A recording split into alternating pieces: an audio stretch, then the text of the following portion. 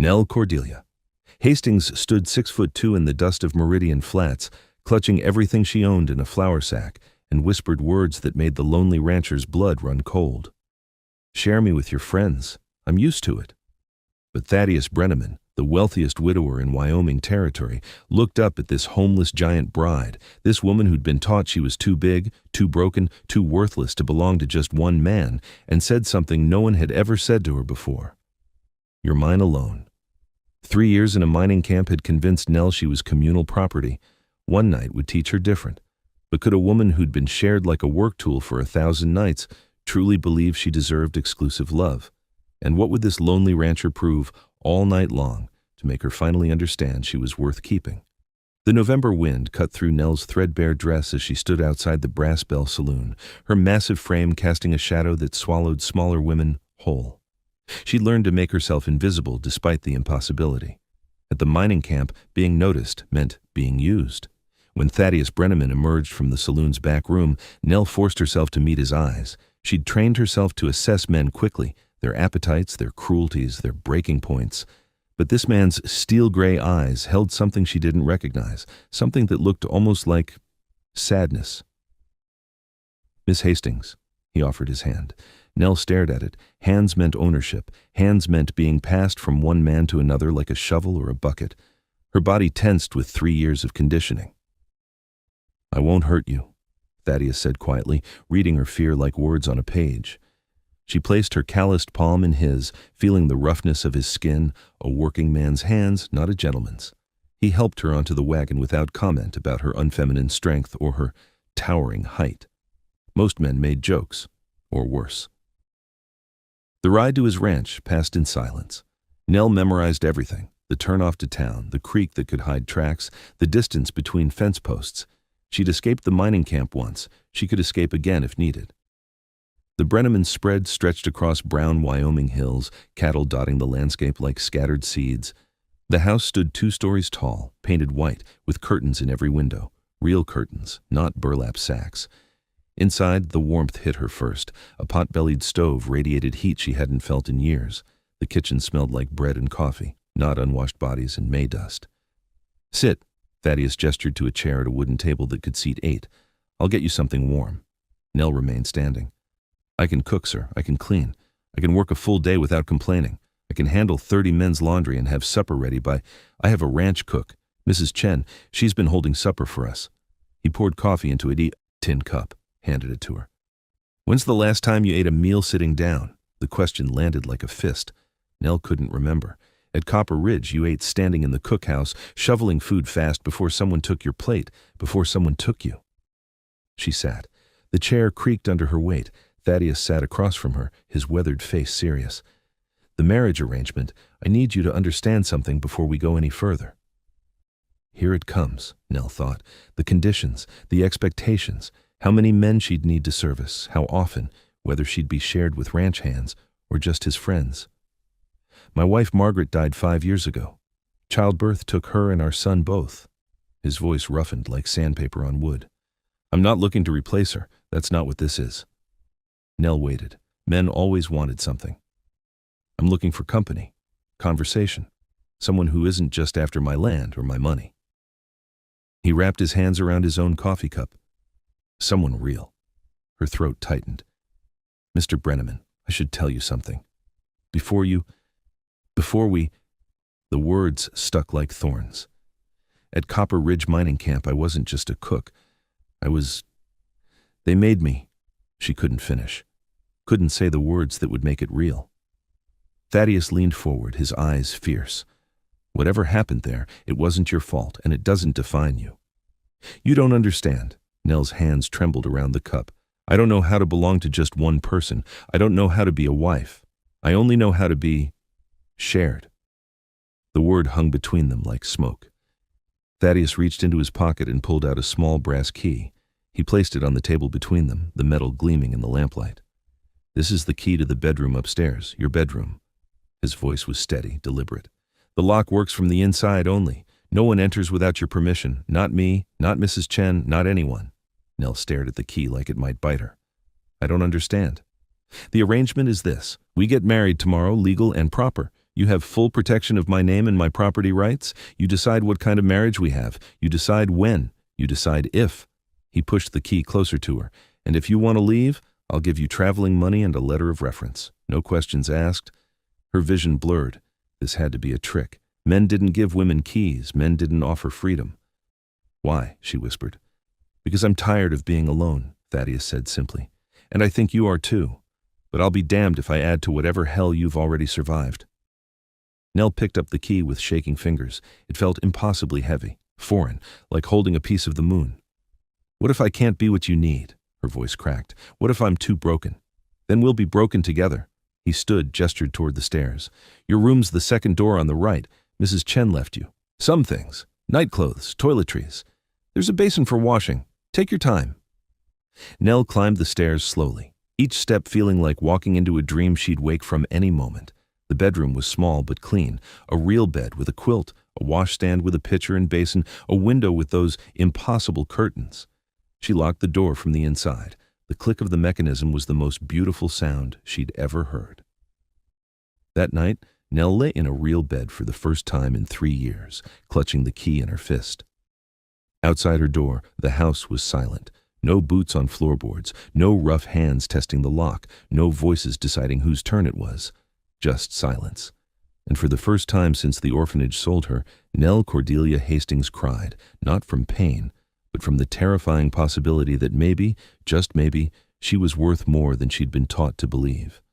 Nell woke to sunlight streaming through lace curtains, and for 3 confused seconds, she didn't remember where she was.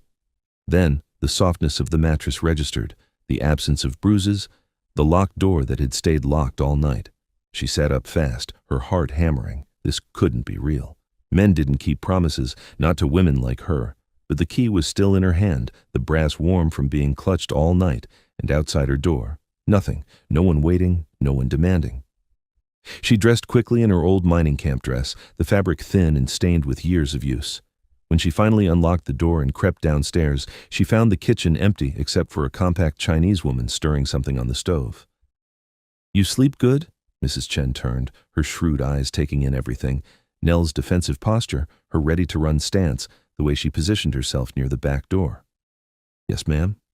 Mr. Brenneman, he ride to town early. Say you rest today. Say nobody bother you. Mrs. Chen ladled porridge into a bowl, added cream and honey without asking.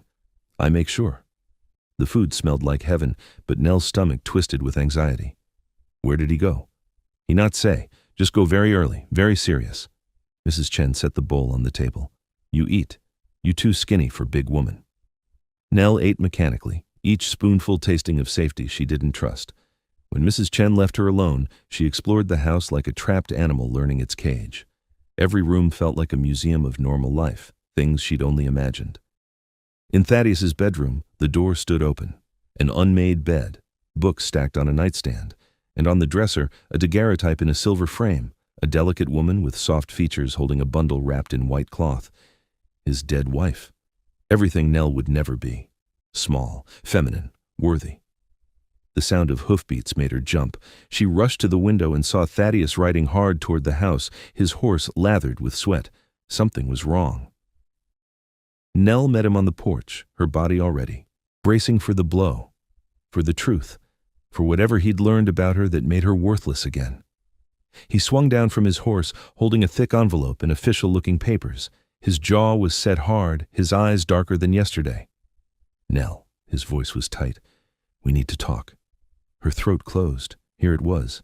He'd found out the details, how many men, what they'd done, what she'd let them do because fighting meant worse things. I rode to Cheyenne, Thaddeus said, unfolding the papers. To the territorial courthouse. Nell's knees weakened. He'd checked her story, found proof of what she was. This is a writ of contract nullification. He held up the document, his hands shaking with barely controlled rage. That paper Silas Crutchfield claims binds you to Copper Ridge. It's invalid, completely illegal. No person can be contracted into servitude in Wyoming territory. The words didn't make sense. Nell stared at him, trying to understand. I filed criminal charges against Crutchfield for human trafficking, Thaddeus continued, his voice like grinding stone. Federal charges. The U.S. Marshal's office is involved now. You... what? The porch tilted under her feet. He doesn't own you. He never did. That contract was always worthless. Thaddeus stepped closer, and she saw something frightening in his face, not anger at her, but for her. Everything he did to you was a crime, and I'm making damn sure he pays for it. No. The word ripped from her throat. No, you can't. Crutchfield has 30 men. He has guns. He'll come here. Let him come. Thaddeus's voice went cold as winter iron. Let him try to take you. I want him to see what happens when he messes with someone under my protection. You don't understand. Nell grabbed his arm, her giant hand swallowing his forearm. He'll kill you. He'll burn this place down. He's not a man who loses anything, especially not property he thinks he owns. You're not property, Thaddeus shouted, and Nell flinched. He immediately softened, but his intensity remained. I'm sorry. I'm not angry at you, but I need you to hear this. You are not property. You never were. And Crutchfield is about to learn that lesson the hard way. Nell's legs gave out. She sat hard on the porch steps, the papers fluttering from Thaddeus's hands to land beside her, official seals, legal language, words like nullified and victim and restitution. Why would you do this? Her voice came out broken. Why would you risk everything for someone like me? Thaddeus sat beside her on the steps, careful not to touch her without permission. Can I tell you something? Something I've never told anyone? She nodded, not trusting her voice. When Margaret died, I died too. Just kept breathing because my body didn't know how to stop. He stared out at his land, the rolling hills, the cattle, the fence posts marching toward the horizon. For 5 years, I was a ghost in my own house, going through motions, building a ranch I didn't care about for a future that didn't matter. He turned to look at her, and she saw tears in his steel-gray eyes. Then yesterday, you walked into that saloon, scared and brave at the same time, expecting the worst, but still standing tall. And something in me woke up, something I thought died with Margaret. His voice cracked. You made me want to protect something again, want to fight for something, want to feel alive. I'm not worth dying for, Nell whispered. That's where you're wrong. Thaddeus picked up one of the fallen papers, held it out to her. This says you're worth the full protection of United States law. My actions say you're worth risking my ranch for. And someday, I hope you'll believe you're worth fighting for yourself.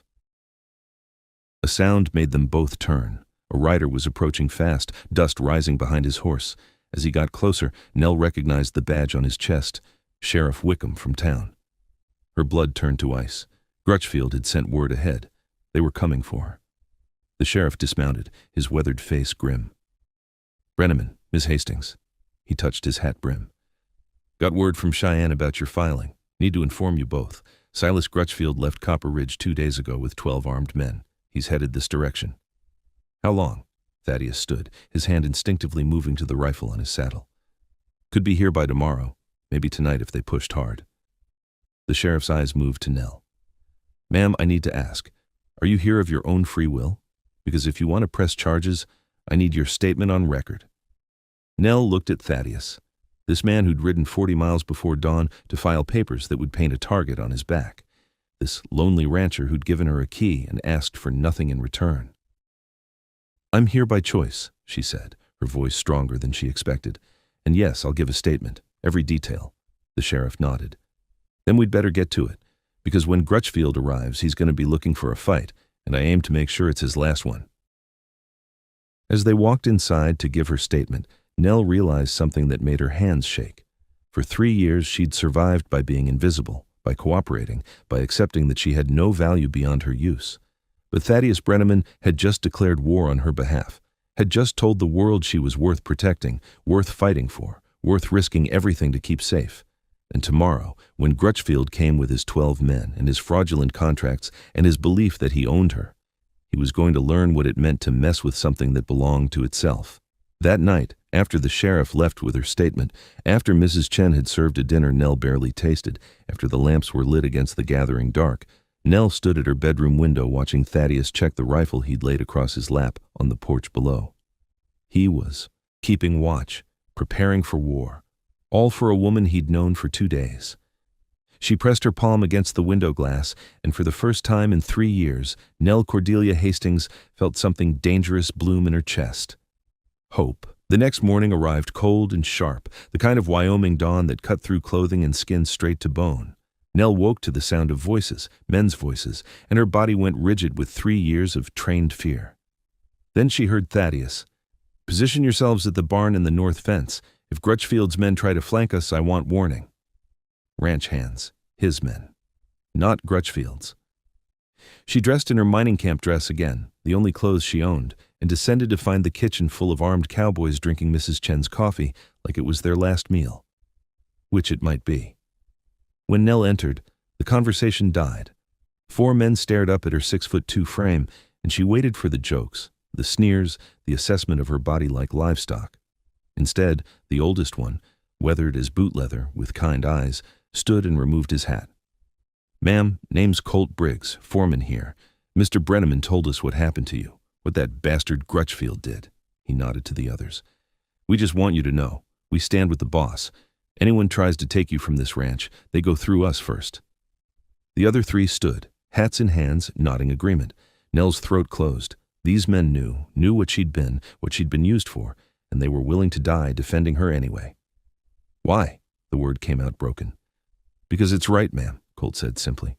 "And because Mr. Brenneman hasn't cared about anything in 5 years. Seeing him fight for something again?" He smiled sadly. "Worth protecting." Thaddeus appeared in the doorway, his rifle across his shoulders. "Nell, I need you to stay in the house today. Mrs. Chen knows how to use a shotgun if—" "No." Nell straightened to her full height. "If Crutchfield's coming for me, I'm not hiding. I'm done hiding. This isn't about hiding. It's about keeping you safe. I've been kept safe before. It meant being locked in a room while men decided my fate." Her voice hardened. "I'm not doing that again." Thaddeus studied her, something like pride flickering in his eyes. "Then you stay with me, close. And if shooting starts, you get behind cover. Agreed?" She nodded. By noon, word had spread through Meridian Flats like wildfire. Crutchfield was coming, and the showdown would happen in town. The sheriff had sent word, bring Nell to the main street where federal law and witnesses could see justice done properly. The ride into town felt like riding toward execution. Nell sat beside Thaddeus on the wagon bench, his rifle between them, 4 ranch hands flanking on horseback. The November sun was weak and watery, offering no warmth. As they approached town, Nell saw the crowd, 40, maybe 50 people lining the main street. Her stomach turned. They'd come to watch the spectacle, to see the giant whore who'd been passed around a mining camp get dragged back to her rightful owner. "I can't do this," she whispered. Thaddeus took her hand, the first time he'd touched her without asking. His palm was warm, solid, real. "Yes, you can. And you're not alone."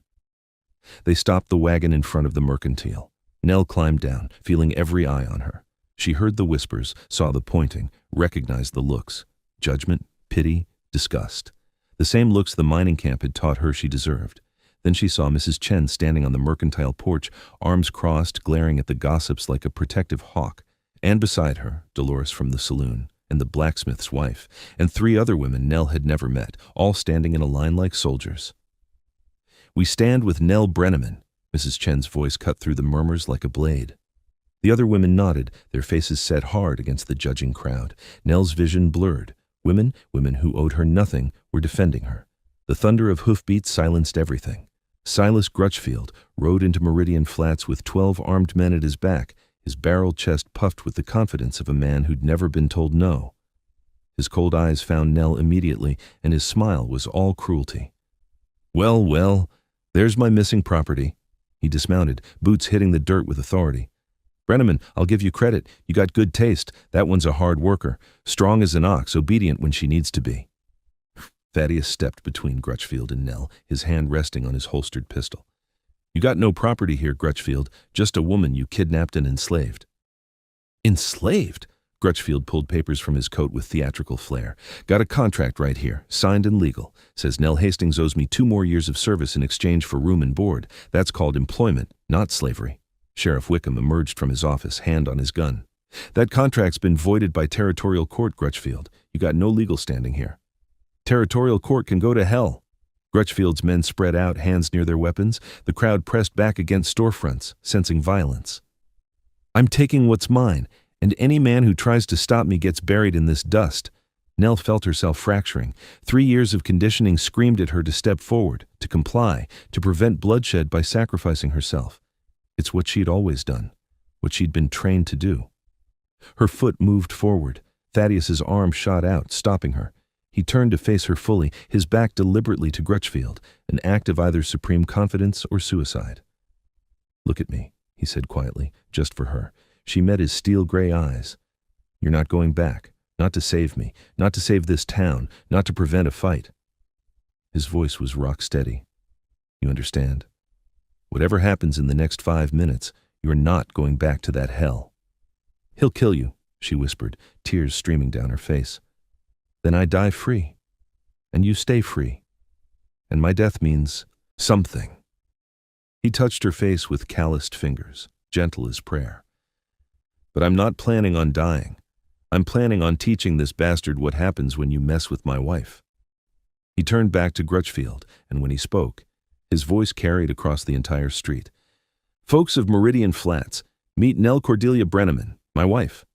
He paused, letting that sink in. 3 years ago, this woman was 16 years old, freshly orphaned, when a corrupt orphanage director sold her to Silas Crutchfield's mining camp. For 3 years, Crutchfield and his men treated her like livestock, used her, degraded her, convinced her she was worth nothing more than the labor and abuse they forced on her. Nell wanted to disappear, wanted to die. He was telling them everything, all the shame, all the horror, all the reasons she was worthless. But Thaddeus kept going, his voice rising with righteous fury. She escaped that hell with nothing but the dress on her back. Came here looking for a chance at a real life, a life where she's treated like a human being. He turned slowly, addressing the entire crowd. "And some of you are already whispering, aren't you? Already judging. Thinking she's soiled goods, thinking she doesn't deserve respect because of what was done to her against her will." The crowd shifted uncomfortably. Several people looked away. "Well, here's what I think." Thaddeus's voice dropped to something dangerous. "I think this woman, who survived what would break most men, is worth 10 of anyone here, including me, and anyone who thinks different can get the hell off my land and out of my town." Silence, heavy and thick as fog. Then Colt Briggs stepped forward, rifle in hand. "I stand with Brenneman." 2 more ranch hands moved beside him. The blacksmith emerged from his shop, hammer in hand. "Me too." One by one, men stepped forward. 5, 10, 15, the barber, the livery owner, the banker, the preacher, and then the women, Mrs. Chen with her shotgun, Dolores with a rifle, the blacksmith's wife with her husband's spare pistol. Crutchfield's face cycled through shock, rage, and calculation. His 12 men suddenly looked very outnumbered. Sheriff Wickham stepped into the center of the street, his badge catching the weak sunlight. "Silas Crutchfield, you're under arrest for human trafficking, false imprisonment, fraud, and conspiracy to commit kidnapping. Your men can ride out peaceful, or they can share your cell. Their choice." "This is a setup." Crutchfield's hand moved toward his gun. 20 hammers cocked at once, 20 weapons aimed at Crutchfield and his men. "Don't," the sheriff said calmly. "You're beat. Accept it." For a long moment, the street held its breath. Nell could hear her own heartbeat, could feel Thaddeus's presence beside her like a shield, could see Crutchfield's hand trembling with impotent rage. Then Crutchfield spat in the dirt and raised his hands. "This ain't over, Brenneman." "Yes," Thaddeus said quietly. "It is." As the sheriff led Crutchfield away in irons, as his men rode out defeated and alone, the crowd began to disperse. But not before something unexpected happened. The preacher's wife approached Nell, her soft face kind. "Mrs. Brenneman, I'd be honored if you'd join Our Lady's quilting circle on Thursdays." Then the banker's daughter. "We're having a church social next month. I hope you'll come." One by one, women approached, not with pity, but with acceptance, with welcome. Nell stood in the middle of the street, this giant woman who'd been taught she was worthless, and realized something that made her knees weak. She was free, actually, truly free, and she had a husband who'd just declared war on her behalf and won. That night, after they'd returned to the ranch, after Mrs. Chen had served a celebratory dinner, after the ranch hands had toasted Nell's freedom with whiskey and cheers, Nell stood at her bedroom door with the brass key in her hand. She looked at Thaddeus, who was settling into his own room down the hall. "Thad?" Her voice stopped him. He turned, hopeful and careful all at once. "Thank you," she said, "for today, for everything, for making me believe I was worth fighting for." His smile was soft, sad, beautiful. "You always were, Nell. You just needed someone to show you." She closed her door, but didn't lock it. It was a small thing, a tiny gesture. But for a woman who'd been taught to barricade herself against the world, leaving a door unlocked was the bravest thing she'd ever done. That night, after the celebration had faded and the ranch had settled into silence, Nell stood in her bedroom staring at the unlocked door like it might betray her. Her hands shook. Her heart hammered. Every instinct screamed to turn the key, to protect herself, to hide behind brass and wood like she'd done for 3 years. But she'd left it unlocked. For him. For herself. For the terrifying possibility that maybe she could trust again. A soft knock made her jump. "Nell, you okay in there?" She pressed her forehead against the door, breathing hard. "I don't know how to do this." "Do what?" "Be someone's wife. Be just one person's... anything." Her voice cracked like breaking ice. "Today in town, when you claimed me in front of everyone, part of me wanted to run. Part of me still thinks I should be shared, because that's all I've ever been worth." Silence. Then the sound of Thaddeus sliding down to sit outside her door, his weight settling against the wood. Nell slid down too, her back against the door, his just on the other side, inches apart, worlds apart. "Can I tell you about Margaret?" His voice came through the wood, rough with old pain. "Everyone thinks I loved her perfect. Truth is, our marriage was arranged too. Her daddy owed mine money. She was 17, terrified of me, and I was 25 and stupid enough to think I could earn love like you earn a paycheck." Nell closed, her eyes listening to the ache in his words. She tried so hard to be what I wanted, kept a perfect house, never complained. But I was so focused on building this ranch, proving myself, that I didn't see she was dying inside, lonely in a house with a husband who was never really there. His breath hitched. "When she got pregnant, I thought it would fix us. Instead, it killed her. Both of them gone in one night, and I realized too late that I'd treated her like a piece of my property, something to maintain, not someone to know." Tears streamed down Nell's face, hot and endless. "That's why I'm sitting out here," Thaddeus continued. "Why I gave you the key, why I'm not pushing or demanding or expecting anything." His voice broke. "Because I'll be damned if I make that mistake twice. You're not here to complete me or fix me or be what I need. You're here because you're you, and I want to know who that is, even if it takes forever." "I don't even know who that is," Nell whispered through the door. "Then we'll figure it out together. Take a year, take 10 years, take your whole life. I'm not going anywhere." Something inside Nell cracked wide open, not breaking, but blooming, like frozen ground finally thawing after endless winter. She stood slowly, her hand trembling on the doorknob. She opened the door. Thaddeus looked up from where he sat on the floor, his eyes red-rimmed and vulnerable in a way she'd never seen a man be. Real, unguarded, human. "I need you to teach me something," Nell said, her voice steadier than she expected. "How to let someone stay. How to believe I deserve this." She gestured between them, the space, the possibility, the terrifying hope. Thaddeus stood slowly, staying in the doorway, not presuming entry. "I need you to teach me something too. How to be present. How to really see someone instead of just existing alongside them." "That sounds like it might take all night," Nell said. A small, genuine smile broke through his grief. "I've got all night. Got all my nights if you want them."